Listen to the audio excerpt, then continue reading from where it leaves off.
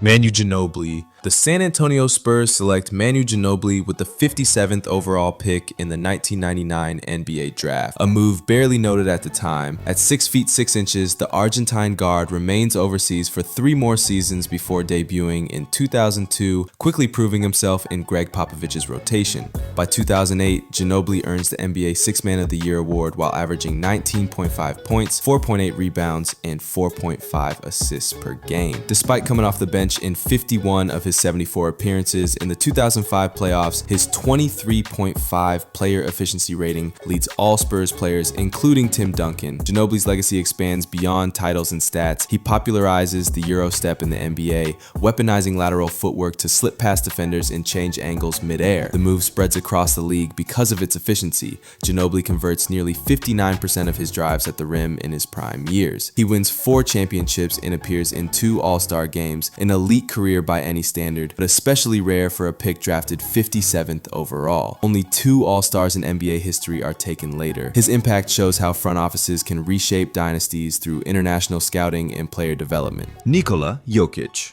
In the second round of the 2014 NBA Draft, the Denver Nuggets select Nikola Jokić with the 41st overall pick. ESPN cuts to a Taco Bell commercial during the announcement. At the time, Jokić weighs 250 pounds and averages just 11.4 points in the Adriatic League, prompting most scouts to overlook his playmaking and basketball IQ. Denver stashes him overseas for 1 more season, then signs him in 2015 on a rookie contract worth just $4.1 million over 4 years. Within 2 seasons, Jokić leads all centers in assists per game and posts a 26.5 player efficiency rating, more than double his draft position. By 2021 and 2022, he earns back-to-back MVPs while averaging over 26 points, 10 rebounds, and 8 assists per game. His advanced metrics reach historic levels. Jokić records a 13.7 box plus minus in 2022, the highest single season mark since the stats invention. In the 2023 playoffs, his 10.7 BPM and 66.7% shooting in the NBA Finals lead Denver to its first championship,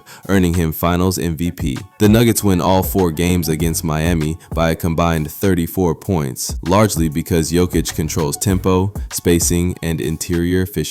His selection at 41st overall redefines how franchises scout centers. No longer just rim runners and shot blockers, but hubs for decision making and floor spacing. The 2023 title cements Jokić as the most productive second-round pick in modern draft history. Draymond Green.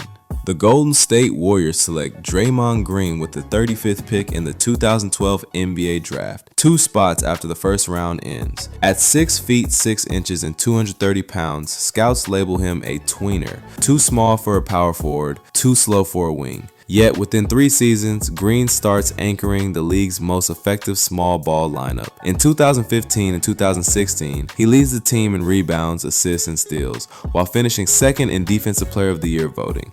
A year later, he wins the award outright, pacing the league with 2 steals per game and adding 1.4 blocks. Green's defensive versatility enables the Warriors to switch every screen without surrendering mismatches. He defends all 5 positions during the 2017 playoffs, limiting opponents to 39.8% shooting as the Warriors go 16-1 en route to the title. As the vocal leader of the death lineup, Green ranks among the NBA's top 10 in defensive box plus minus for 4 straight seasons. His edge, however, draws frequent technical fouls, including a league-high 16 in the 2022 season, which triggers an automatic suspension. He also leads the NBA in ejections that year with 4. Despite the volatility, his presence raises Golden State's defensive rating by 5.4 points when he's on the floor. Green's emergence as a second-round centerpiece proves that positional ambiguity, when paired with elite IQ, can transform a dynasty. Isaiah Thomas. In the final pick of the 2011 NBA Draft, the Sacramento Kings select Isaiah Thomas, an undersized 5'9" guard from Washington with a 6'1" wingspan and second-round expectations. Every team passes on him at least once because of his height, despite his college production and speed on the open floor. Yet by his 3rd NBA season, Thomas averages 20.3 points and 6.3 assists per game as a starter. In 2015, he's traded to Boston for a second-round pick, and within 2 years becomes the focal point of the league's top-seeded Eastern Conference team. In the 2016 and 2017 season, Thomas averages 28.9 points per game, the most by any Celtics since Larry Bird in 1988, and ranks second in the league in fourth quarter scoring, behind only Russell Westbrook. He finishes fourth in MVP voting, shoots 90.9% from the free throw line, and records a 62.5 true shooting percentage, despite being the shortest player in the league. Boston outscores opponents by 5.7 points per 100 possessions with him on the court. His nickname, King in the Fourth, reflects his ability to close tight games, even as teams send taller defenders to trap him above the arc. A hip injury sustained during the 2017 playoffs requires surgery, and after being traded to Cleveland in the Kyrie Irving deal, Thomas never regains his pre-injury explosiveness. Over the next 5 seasons, he appears for 6 different teams on short-term deals, never averaging more than 15 points again. His rise and fall track how even a 60th pick can carry a franchise, until injury and roster fit erase their margin for error. Before we continue, I do want to say if you are enjoying this video, make sure to hit that like button, subscribe, and turn on post notifications. Only if you're liking the content though, and now let's get back into this video. Gilbert Arenas. The Golden State Warriors select Gilbert Arenas with the 31st overall pick in the 2001 NBA draft, just one spot outside the first round. In his second season, Arenas averages 18.3 points and 6.3 assists, winning the NBA's Most Improved Player award and drawing interest from teams with more cap flexibility. Because second round picks aren't covered by the rookie scale contract structure, Arenas becomes an unrestricted free agent in 2003. The Washington Wizards offer him a 6-year, $60 million deal, unmatched at the time for a player drafted outside the first round. He averages 25 or more points in 4 straight seasons, including 29.3 in 2005 and 2006, when he also leads the league in three-pointers made. Arenas scores 60 points in a December 2006 game against the Lakers, hitting 21 of 37 from the field and 14 of 15 from the line. Kobe Bryant, who finishes with 45, later calls it one of the most efficient offensive performances he's ever seen in person. Arenas earns 3 consecutive All-Star selections between 2005 and 2007 and finishes top 10 in MVP voting twice. His rise coincides with Washington's first back-to-back playoff appearances since the 1980s. But in December 2009, Arenas brings firearms into the team locker room during a dispute with teammate Javaris Crittenton, an act that results in a 50-game suspension without pay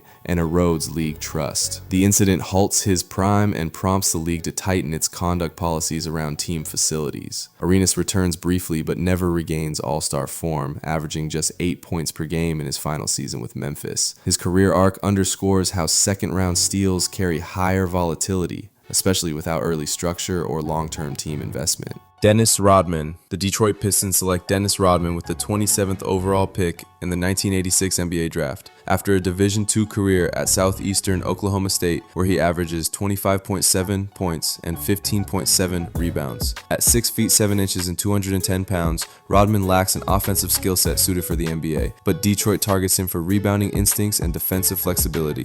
In his third season, he earns all defensive honors while anchoring the Pistons' Bad Boys rotation alongside Bill Laimbeer and Rick Mahorn. Between 1989 and 1990, Rodman helps Detroit win back-to-back titles and records a league-best 18.7 rebounds per 100 possessions. After a trade to San Antonio and later to Chicago, Rodman leads the league in rebounding for 7 consecutive seasons from 1992 to 1998. During that stretch, he averages 16.7 rebounds per game, including a career-high 18.7 in 1991 and 92, despite scoring under 6 points most seasons. He wins Defensive Player of the Year twice and secures 3 championships with the Bulls, filling the front court gap left by Horace Grant. His tenure is marked by off-court incidents, including mid-finals trips to Las Vegas and a high-profile relationship with Madonna, but teams tolerate the distractions because of his on-court production. At one point, he grabs 34 rebounds in a single game without recording a single point. Rodman's rebounding percentages, peaking at 29.7% of available defensive boards, remain the highest recorded under modern tracking. His role proves that late first-round selections can transform defensive systems without ever taking more than 5 shots per game. Chicago's second three-peat cements his legacy and sets the standard for specialized dominance. Kyle Korver.